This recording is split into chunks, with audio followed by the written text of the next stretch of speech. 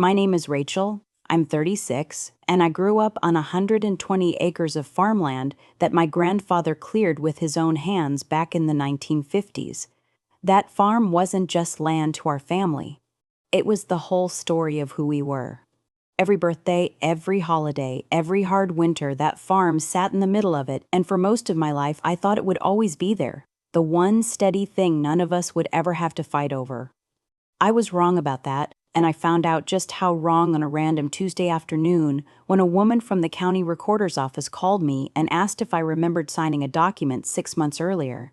I told her no, because I hadn't. She asked me to come in, and that's really where this whole story begins. Though to understand how we got there, you have to understand my brother Tyler, and you have to understand what our father's death did to this family. Tyler is 2 years older than me. Growing up, he was always the one who was supposed to take over the farm. That was never really said out loud, it was just understood. The way certain things are understood in families without anyone ever having to say them. Tyler stayed close to home after high school, worked the land with our dad, learned the equipment, learned the seasons, learned everything a person needs to know to keep a place like that running. I left.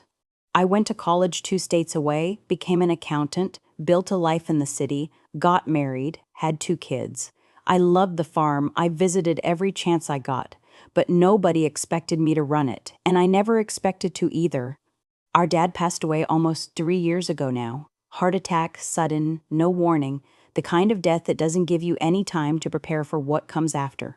And what came after was complicated, because in his will, my father didn't leave the farm to just Tyler. He left it to both of us equally, 50-50 ownership, with a note attached that said he wanted us to figure out together what to do with it, whether that meant keeping it, selling it, or Tyler buying out my half over time. He wanted us to talk it through like adults. That was the whole plan. For the first year after he died, that's basically what we did. It was slow and it was awkward because grief makes everything harder than it needs to be. But Tyler and I talked. We agreed that he would keep running the farm, that I wouldn't push for a quick sale, and that eventually, once things settled, we'd sit down with a lawyer and work out either a formal partnership or a buyout. Nothing was signed yet, but nothing needed to be, not right away. We trusted each other, or at least I trusted him. Somewhere around the second year, the calls started getting shorter. Tyler would mention repairs the farm needed, expenses I didn't fully understand, decisions he was making without really asking me first. I let a lot of it go because I wasn't there every day and I figured he knew the land better than I did. But there was a shift in his tone that I couldn't quite name at the time. Looking back now, I think that shift was the moment he started deciding that half of that farm wasn't really mine anymore, not in his head, even if it still was on paper. Then came the phone call from the county recorder's office. Her name was Diane, and she told me she was reviewing some older filings as part of a routine audit and had a question about a deed transfer that had been recorded about 6 months earlier. A deed transferring my half of the farm fully into Tyler's name alone. I told her I'd never signed anything like that. I hadn't been to a lawyer's office, hadn't been to any recorder's office, hadn't even had a conversation with Tyler about finalizing a transfer of ownership. Diane went quiet for a second, and then she asked me to come down to the office in person because she said something about this particular filing had been bothering her for a while, and she wanted to show me the paperwork directly. I drove out there 2 days later. My hands were shaking on the steering wheel the whole way, not because I fully understood what was happening yet, but because some part of me already sensed that whatever this was, it was going to change everything. Diane met me at the counter and brought out the file. There it was, a quitclaim deed, my name printed clean at the top, and at the bottom, a signature that was supposed to be mine. It looked close. It looked close enough that if you weren't paying attention, you might not think twice about it, but it wasn't mine. The way I crossed my R's, the little upward flick I've had since high school, none of that was there. It was a careful copy, done by someone who had studied my handwriting but didn't actually know the small habits buried inside it. Diane told me something then that I will never forget. She said that when this deed had originally come through 6 months earlier, something about the transaction had felt off to her, though she couldn't have told you exactly why at the time. The man who filed it, who she later confirmed was Tyler, had come in alone, nervous, rushing through the paperwork, and had specifically asked if the person named on the deed needed to be physically present for the filing. She told him no, not for a quitclaim deed, as long as it was properly signed and notarized. But she said something about the way he asked that question stuck with her. She said in her experience, people who are filing something completely above board don't usually seem worried about whether the other party needs to show up. She kept a mental note of it, the way people sometimes do when a small detail doesn't sit right, even if there's no clear reason yet to act on it. So when she saw my name come across her desk again during the routine audit, something made her pull the file and give me a call instead of just letting it pass through. I asked her about the notarization because a quitclaim deed needs a notary's signature and seal to be valid, and I had definitely never sat in front of a notary for this. Diane pulled that page too. The notary listed was someone from a small office about 40 minutes from where Tyler lives. Not anywhere near me. Not anyone I had ever met or heard of. I called that office directly from the parking lot outside the recorder's building. The notary, a woman named Patty, remembered the appointment right away because she said it was unusual. She told me a man had come in with a woman he introduced as his sister, and the woman had signed the document in front of her. That was the moment my stomach dropped, because I understood immediately what that meant. Tyler hadn't done this alone. I asked Patty if she could describe the woman. She gave me a rough description, and it matched no one in my family except one person, Tyler's girlfriend at the time, a woman named Kayla who I had met maybe 3 or 4 times at family gatherings. She had pretended to be me, signed my name in front of a licensed notary, and walked out with a legally recorded document transferring my half of a 120-acre farm to my brother alone. I sat in my car outside that recorder's office for almost 20 minutes before I could even start the engine. Not because I was surprised Tyler wanted the farm to himself. Some part of me had probably always known he resented sharing it.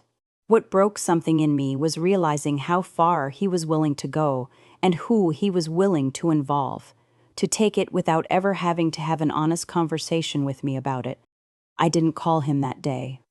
I needed to understand exactly what I was dealing with before I said a single word to him, because I knew if I called him angry and unprepared, he would have time to build a story, get a lawyer, cover his tracks even further than he already had.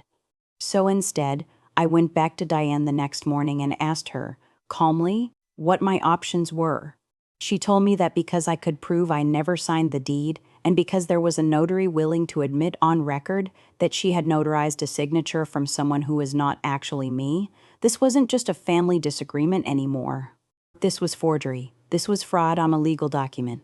She said the county could flag the deed as fraudulent pending investigation, but that I would need to involve law enforcement and likely a real estate attorney to formally challenge the transfer and get my ownership restored.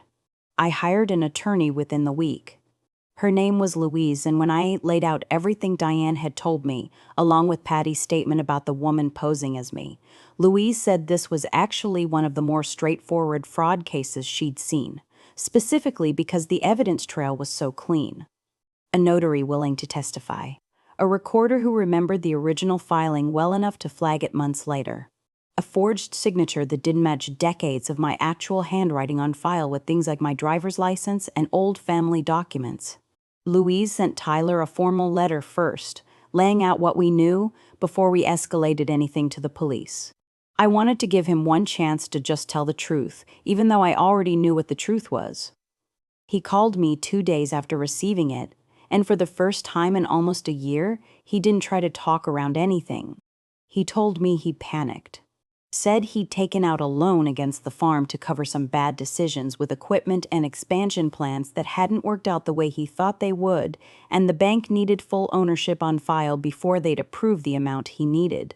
He said he figured I'd agree to sign over my half eventually anyway, since we'd already talked about a buyout, so he told himself it wasn't really stealing, just speeding up something that was going to happen regardless. He said Kayla only agreed to help because he told her it was basically a formality. I asked him why he didn't just call me and ask. He didn't really have an answer for that. I think if I'm honest, the real answer is that he was scared I'd say no, or that I'd want more money for my half than he was prepared to pay, and it was easier for him to just take it than to risk that conversation. I didn't press charges against Kayla. She wasn't the one who orchestrated any of it. She was someone who trusted her boyfriend and made a bad decision because of it, and honestly, from what I later heard, that relationship didn't survive the fallout anyway. But I did move forward with formally voiding the deed, with Louise's help and with Diane's original documentation as the backbone of the case. It took a few months, but the fraudulent transfer was reversed, and my half of the farm was legally restored to my name. Tyler and I don't talk much anymore. We ended up doing what our father originally wanted, just not the way any of us expected. He's buying out my half now, properly, through an actual lawyer, with an actual appraisal, with actual payments on an actual schedule. It's not personal anymore. It's just business, which is a strange and sad thing to say about the farm my grandfather built with his own hands, but it's also the only way I could figure out how to keep some part of this from breaking me completely. I still think about that phone call from Diane sometimes.